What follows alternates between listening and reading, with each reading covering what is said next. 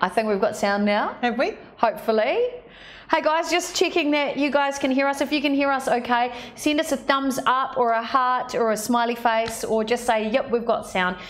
If you can hear me, I'm Monique Bradley and this is my health diary. Welcome, welcome, welcome. In the studio with me today, I have the lady who has been my advisor and helped me completely transform my health. This is Lynette Hill. She's a registered naturopath in Auckland and she's the owner of My Remedy, which is a natural health clinic here in Auckland in Browns Bay. Hi, Lynette. Hi, Monique. Hi, everyone.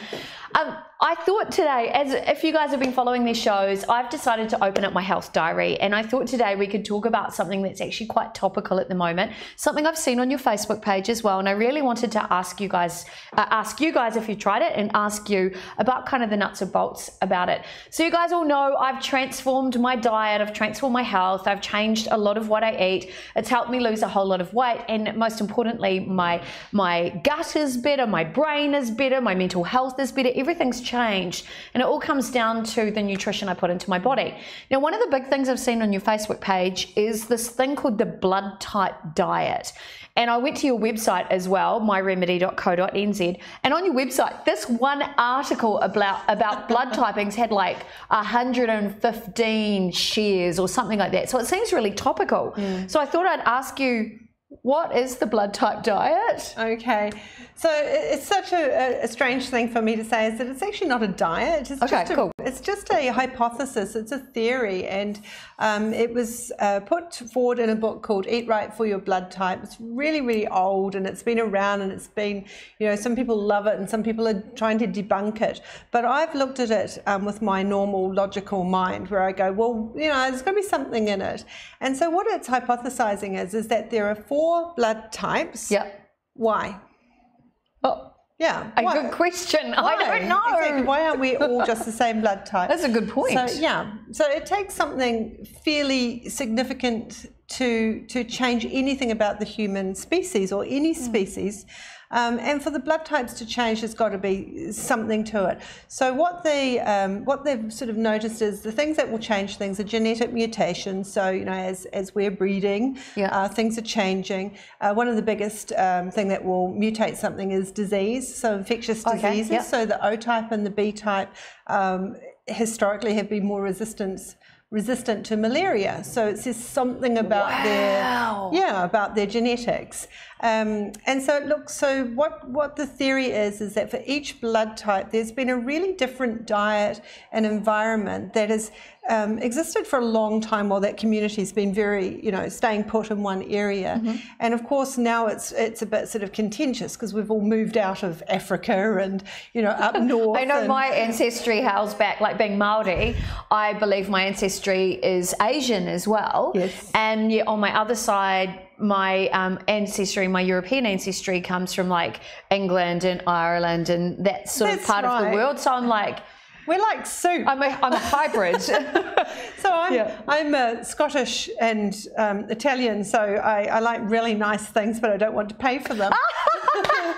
That's hilarious. Oh, we've got some people who have sent thumbs up. Sanu MH, good to see you. Morris Simonson has just said hello, hi to you. And Rachel Thompson has said hi, gorgeous girls. Hello. So today's topic, if you've just joined us on the live stream, we're talking about this thing called the blood type diet. And the reason why it piqued my interest is obviously I love finding out ways to make your life healthier.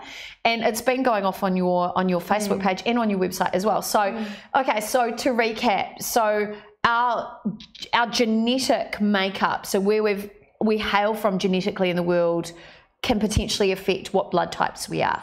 Absolutely. I mean, the how we get our blood type is quite unique, and it's a scientific process. But what the evidence, what the hypothesis show is that if you look at each group broadly, you'll see a connection back, say, to Africa or to the, you know, Northern Europe, and therefore you should suit the same kind of foods as your ancestry. But of course, like you say, you've probably got O type, A type, B type ancestry, but you've come through as an A type. Yes. And when we look at that as a picture, and in clinic, I've been using this for 12 years. In fact, I stopped using it because I got really sick of answering all the questions. And that's when I put the list together that we're making available. But time and time again, I don't use this this diet for weight loss. It's not what it was intended for. It was intended to bring down inflammation, because inflammation is a risk of cardiovascular disease and chronic illness. Right. And when I have patients who are chronically inflamed or ill, or they have bloating or gut problems, it's a really good starting point to go, well, look, you know, I've used this theory for years. I see lowered inflammation. Yeah. I see people who don't need as much supplementation, so we're not having to give them that's multivitamins, good. you know. Yeah, that's great. Just by going, these are the beneficial foods, make friends with these. These are the foods that may not be so beneficial, so would it hurt you to take that out? And when they do, what I see in clinic is really good results. That's incredible. Yeah. That's incredible. Mm. Well, what I know for a fact is, so I don't know much about this as a diet, because I'm not, I'm kind of, while I'm a low carber, I'm kind of anti-diet. So I'm more about just eat good food and eat be healthy and make better choices, but most importantly, get rid of processed foods. Yeah. I did remember reading something about it a couple of years ago. So I don't know much about it at all, but I did remember reading like a food list of what I should have. And I knew, I had an idea that my blood type was A blood type, which you've confirmed. You did that in clinic for me. And so I read about it, and I was a really fussy eater. So pretty much the only thing on the list that I liked was peanuts and peanut butter for A type, and pineapple, because I basically lived off pineapple juice and peanuts, but that's not what it's designed to do, right? No, and this is why I stopped using it, because people were taking it so literally and going, I'm allergic to the stuff that's on the avoid. No, you're not. It's just saying, if you're going to limit your diet in any way, so if you're going to be paleo, look at the foods in your blood type that best suit your paleo choice. So it may be chicken rather than beef, or it may be that you're wanting to get rid of all meats. So then look at your proteins in your blood type and go, well, I better get my protein right if I'm going to get rid of my meat. So it's just about fine-tuning and having a bit of a logical think about what you're eating. And most people will say to me, when I eat, these are the foods I really, really like. Or I'll get someone who's chronically inflamed or very obese going, oh, what a load of rubbish. I eat all these red foods and there's nothing, you know. I'm not sick. No. And it's like, but you are inflamed. Oh, it's creating inflammation. Yeah. Look, it's so interesting. So this afternoon we were just in the studio doing some work, and Lynette showed me through the list of the ideal foods for every blood type that she actually has loaded into her website. So by the way, if you want to get that download to have a look through which foods might be suitable for you and your blood type, you can actually go to her website myremedy.co.nz, and there should be a pop-up that appears where you can actually download this food chart. And it was really interesting when I went through, so while I'm a low carber, when I went through the list, all of the foods that have basically led to my weight gain over the years, foods that other people can eat, are foods I couldn't, and a lot of them were foods I can't eat because I'm a low carber. So a lot of the grains that most people can eat, I can't eat. And it was really interesting to see that that's on the list of foods that I shouldn't be eating. So there was quite a correlation. Oh, a massive correlation. Yeah, and it's interesting because the A type is suggested as the vegetarian diet, and it's not, because there are foods in there that are meat, you know, chicken and fish, and it's like, no, these are the meats that you should be able to cope without sore tummy, and you should feel well nourished with them. And then the opposite's true, where people go, oh, well, I'm an O type, so therefore I eat meat at every meal. I'm a meatasaur, right? Yeah, it's like, no, that's not the case either, but you should, of all blood types, be able to handle that meat that you're eating, you know. I don't believe for a moment that, you know, our early ancestors chowed down on meat all day. I think meat would have been very precious, you know, and when they had it, it would have been salted and dried and really eked out until the next hunt. But, you know, that was a very important part, particularly for the O-type. If you look back at the African diet, it was you know, in some cultures, some are vegetarian. Yeah. But it was a big part of how mankind survived. Wow. And I think, you know, it's just, there's a little bit of logic involved, and it makes sense to me. Right. What I understand too is that there's a lot of science behind it, and you being a registered naturopath, science is a huge portion of what you've done with your studies. Is that correct? Oh, absolutely. I mean, naturopathy is science-based. you know, there's a bit of a theory that we're all, you know, gypsies and fairies and, you know, hairy armpits, yeah, no shoes. well, magic wands.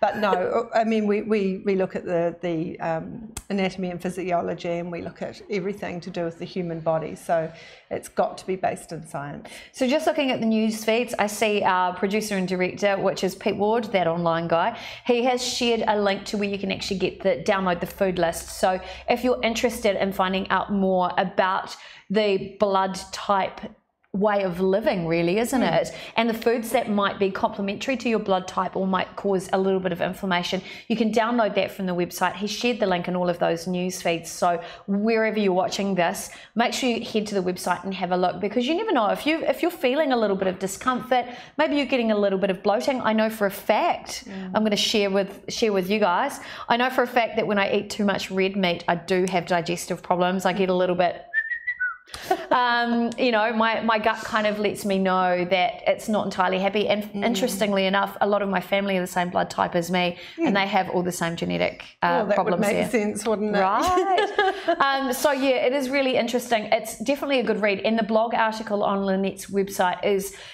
her inner workings and her approach to blood type living, or blood type way of eating, I guess you could say, and how it can maybe work for some people. Yeah, it's by no means this is the diet that you should follow. It's not a scientific article. It's just my thoughts, because I get asked these questions every day. So I've just put it into a page that you can read, and it just gives a little bit of the history and a little bit of the theory. I think it's fantastic. Now, if you don't know what your blood type is, you can go to your local GP and ask for a blood test, or they can come and see you. You go to lab tests, I think, and self-request that, or you can come and see us if you're in Auckland at Browns Bay at My Remedy. Excellent. It certainly is an interesting read, and if you're looking for an alternative health angle to look at, or maybe you're feeling a bit lethargic, a bit sluggish, a bit bloaty, you know something's not quite right in the gut, treat yourself like I've done, like a guinea pig. Test out what works for you. Check out if this is an option for you. It's absolutely worth trying, and let us know what your thoughts are. Let us know the results. Or even if you have tried it already, we'd love to hear from you and see how it's worked for you. Abby Leaf has just said, "Hey guys and Guy." For Pete in the background there. Tracy LaRue, thank you for your smiley face there. And remember too, every Monday we have this, I open up my health diary. So if you guys have got any questions about your own health, or you want some questions answered from the lovely Lynette Hill, registered naturopath and owner of My Remedy here in Auckland, she's more than happy to do that. That's what these shows are about. I by no means have the answers, but I'm more than happy to ask the questions and share with you how I have transformed my life and my health. Now remember too, none of these shows are here to diagnose disease. We can't do that. We can't, Lynette can't treat you or cure any illness at all. It's really to open up the conversation about health, particularly if you're a little stumped, if Dr. Google isn't serving you the right answer, or if you've been self-diagnosing, stop it immediately. That's what these shows are all about. But yeah, your first port of call, head to myremedy.co.nz, read that article about the blood type diet or how it might work for you. Get that download, have a look at the food list. You may already find that some of the foods that aren't suitable for your body may actually be on the list of least beneficial foods for your body. Who knows? Have a look. Now, Lynette, as always, what's your big health message this week? Okay, so I want you to think about the next meal that you eat. First of all, I'd like you to jump on board and sign up and get the blood type list and have a look at them. It'd be really interesting. And then next time you eat a meal and you think, I ate this whole meal, why am I still hungry? Or why don't I feel so great? Have a look and just have a look at the diet and see, is this in the foods to be avoided, or was this beneficial for me? And just start making some connections with what you're eating. Excellent. I love it. And let us know how you go. Yeah. Now, if you aren't already on the mailing list for the My Remedy Health Clinic as well, I highly recommend you do that. Every month they send out special articles, they send out health tips, information, special offers, anything you need to know about. And it's a really good way to keep up to date with your own health needs, or get a little bit of motivation with your health. So again, you can do that through the website, myremedy.co.nz. All right, Lynette, thank you so much. Thanks everybody for popping on. It's really good to see you guys on the stream. And I'm just looking down at my computer here to see there's lots of people popping through. As always, send in your questions. We love to hear from you. And if you've got any challenges with your health, we keep your questions anonymous, so you don't have to worry about that. But send your questions in, because that's what these shows are all about. Lynette, as always, thank you so much. You're welcome. And a big thanks to Pete, our producer and director. We couldn't do it without him. He's that online guy. All right, guys, thank you for popping in. We'll see you guys next time. Take care. Bye. Bye.